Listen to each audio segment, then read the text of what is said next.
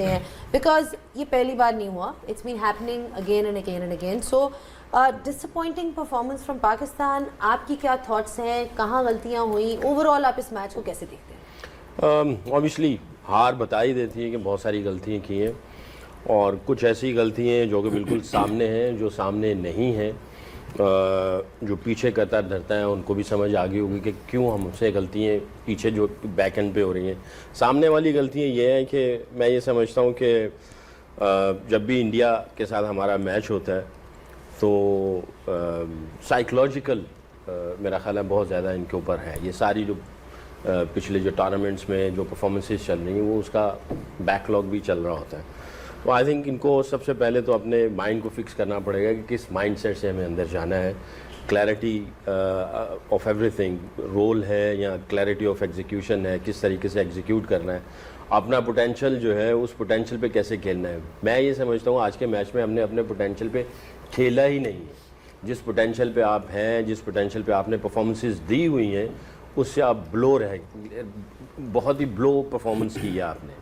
I think Salman को उसने बड़ी दिलेरी की कि उसने जो आज बॉलिंग की, इतनी अच्छी बॉलिंग की. उसने 2 ओवर, भाई तुम 4 ओवर कर सकते हो, 4 ओवर करने चाहिए थे. और ये ऐसी पिच थी जिसके ऊपर फिंगर स्पिनर को और लाइन और लेंथ का कंट्रोल मिलता है, और ऐसी पिच के ऊपर गेंद जो है ना वो अच्छा ग्रिप हो रहा है. तो आपको 4 ओवर करने चाहिए थे. और मैं गिला करूंगा स्पोर्ट्स स्टाफ से भी, अगर कोई बॉलिंग कोच था या हेड कोच था, उसको पीछे से इंडिकेशन रिमाइंडर कॉल्स चलते हैं, रिमाइंडर मैसेजेस आते हैं कि यार अच्छा कर रहे हो, कर सकते हो, थोड़ी सी एश्योरेंस मिल जाती है. कैप्टन को भी पीछे से अगर कोई हल्का सा मैसेज आ जाता है कि यार बहुत अच्छा लग रहा है, एनालिस्ट बता सकता है कोच को, कोच उसको जाके बता रहे हो कि यार अच्छा लग रहा है, तुम कर सकते हो. ये ना हो कि तुम किसी और सोचों में चले जाना. दूसरी चीज़ ये है कि शाहीन, चलो ठीक है उसका पहला ओवर अच्छा नहीं गया, मैं ये समझता हूँ. और वसीम अकरम को मैंने देखा, वो जब भी कभी किसी बड़े बॉलर का अगर 1 ओवर ख़राब होता था, उसको बताने के लिए कि मुझे तुम पे यकीन है, तुम मेरे प्राइम बॉलर हो, उसका 1 ओवर पावर प्ले के बाहर 1 ओवर और करवाना चाहिए था रिगार्डलेस, ताकि उसको थोड़ा सा और कि भाई तुमने आज का दिन है और तुमने जिम्मेदारी लेनी, तुम फ्रंट करो. उसको 1 ओवर वहाँ पे करवाते रादर देन पूरा आखिर वाला ओवर करवाना. अगर वो अच्छा होता तो 1 और ओवर करवा देते और एक आखिर में एंड में ले जाते. ऐसे करना चाहिए था टैक्टिक्स के एतबार से. जब आपके बड़े खिलाड़ियों के या बड़े बॉलर्स के कॉन्फिडेंस थोड़े से लो होते हैं ना, तो ओवरऑल पूरी एनर्जी नीचे से निकल जाती है. तो आपको मेरा सबसे पहले सवाल है, ये शाहीन शाह अफरीदी क्या कर रहा है टीम में? ये प्रीमियर 3 लंगड़े का बच्चा टीम में क्यों कर रहा है, मुझे बताओ. घंटा बज गया हमारा, पकड़ के इंडिया ने हमारा घंटा बजा दिया, घंटा बज गया. ये भाईजान ने 140-50 की पिच पे 175 रन खा गए. तो ये कौन सी क्रिकेट खेल दी है? ये कौन सी क्रिकेट है? इस क्रिकेट का मैं क्या करूं, इस क्रिकेट का मैं क्या करूं मैं क्या करूं? ये कौन सी बॉलिंग है? अभिषेक शर्मा को पहले ओवर में आउट करके ईशान किशन ने पाकिस्तान की पकड़ कर ठोक दी है. किस लेवल की क्रिकेट है? शाहीन शाह अफरीदी को बॉलिंग करनी आती है. पहले ओवर में ये 15 रन खा रहा है, आखिरी ओवर में रिंकू सिंह ने जिसको जीतो उतार के मारा. को किस इसकी बॉलिंग को मैं बोलूं तो बोलूं क्या? कौन सी ये बॉलिंग है? किस कैलिबर की ये बॉलिंग है? क्या किया नहीं किया क्या किया? क्या बोलूं मैं?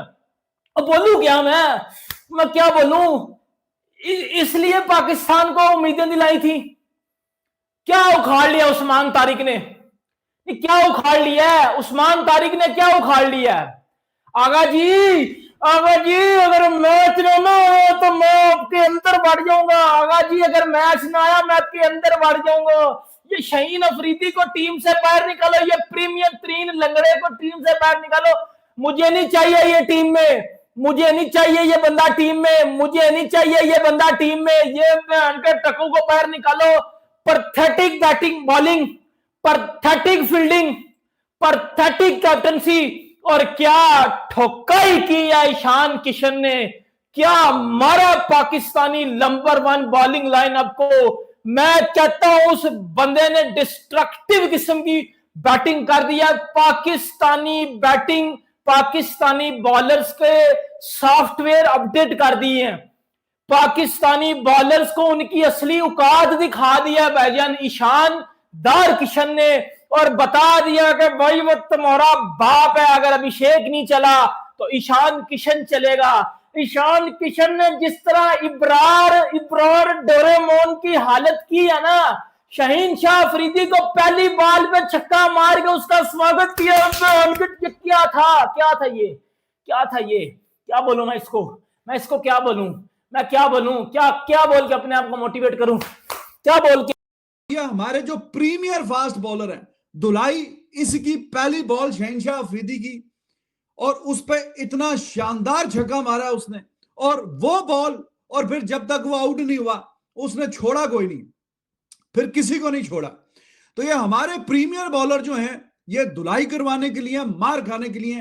पहला ओवर जो इसने करवाया वहां से कुटकुटापा प्रोग्राम शुरू हुआ, एंड में भी स्पिनर्स ने काफी काम रोक के रखा हुआ था। आखिरी ओवर में फिर आया वो, आगे फिर वहां से छक्के और फिर चौके। ये तो शहनशाह अफरीदी का जो आज की परफॉर्मेंस है वो है। बाकी ईशान किशन द वे ही प्लेड अमेजिंग यार।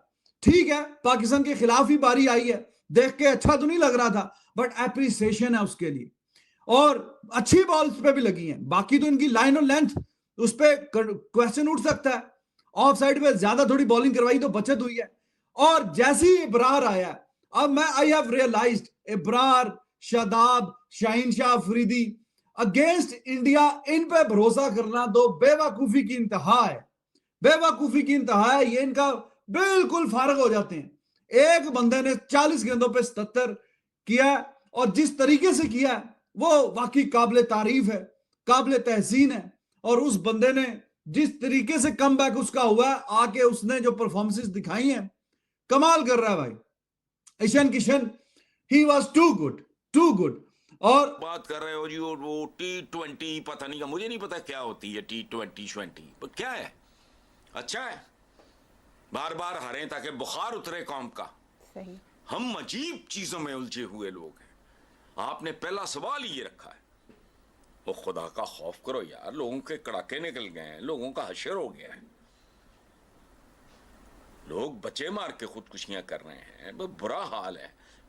फख्र कर रहे हो 16 रुपए की रोटी, खुदा का खौफ करो। Disappointing performance, very disappointing performance. और आज हिंदुस्तान ने पाकिस्तान को फेंटा लगाया। पाकिस्तान ने क्या समझा था कि 4 बैट्समैन खिला के with no middle order, no spinners, no nothing, Pakistan इतनी बड़ी टीम को हराने चला जाएगा? नहीं, इम्पॉसिबल है। सो पाकिस्तान की जो ह्यूमिलेशन है वो आपके सामने है।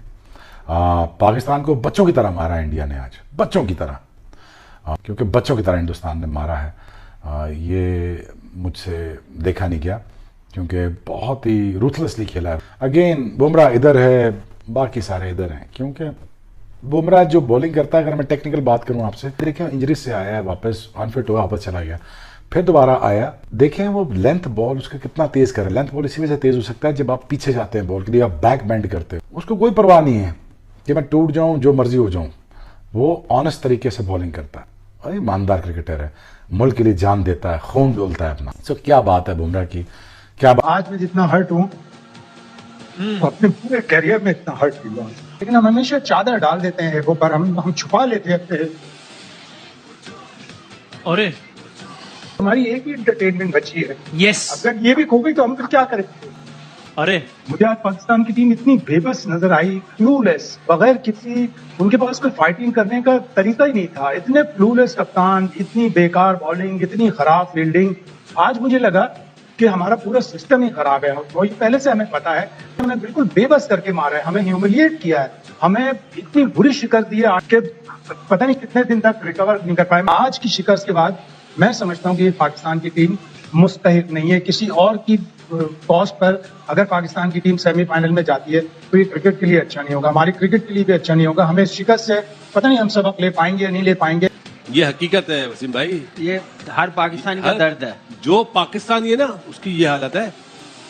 और मैं मैंने कभी शायद मैं हारने पे नहीं, हार ठीक है, आप अपना वो तो करो जो काम है। यस, अभी तो सोशल मीडिया माशाल्लाह मैं सुबह 4 बजे एक ट्वीट करता हूँ, इस्लामी ट्वीट होती है रोजाना, उस पर ऐसे ऐसे कमेंट्स आते हैं, मैं बोलता हूँ वाह जी वाह, क्या बात है क्या कहूँ मैं कि रिजवान के तासुब में आप सरफराज को अपग्रेड कर रहे हैं। छोटी बात मैं ऐसी सोचता भी नहीं हूँ, नहीं, आई एम श्योर, लेकिन ये पाकिस्तानी नहीं है। हम देखें, हमारी भी गलत सोच है।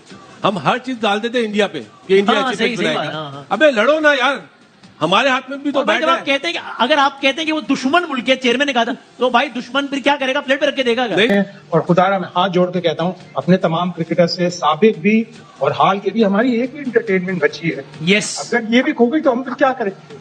जिस शर्म का सामना करना पड़ा है, जिस शर्मनाक किस्म की शिकस्त का सामना करना पड़ा है, शायद आज तक मैंने इतनी बदतरीन शिकस्त पाकिस्तान को इंडियन टीम के हाथों इतना जलील होते हुए, इतना, मैं कहता हूं अल्फाज खत्म हो गए हैं। यकीन कीजिए आज सर पीटने को दिल कर रहा है कि ये वही टीम है, ये वो टीम है कि जिसको हम नंबर 1 टीम कहते हैं। शर्म आनी चाहिए। और बेशर्मो, और तुम लोगों ने मुल्क की इज्जत गंवा दी। आज पाकिस्तान के 25 करोड़ लोगों की इज्जत को रुस्वा कर दिया तुम लोगों ने। कहां बेचकर आए हो इस मैच को? क्या हो गया तुम्हारे हाथों को? क्या हो गया तुम्हारी उंगलियों को? क्या हो गया तुम्हारी आंखों को? क्या हो गया तुम्हारी टेक्निक को? किधर गया वो घंटे का किंग इस जिल्लत के लिए? अरे हारते, कम से कम लड़कर तो हारते।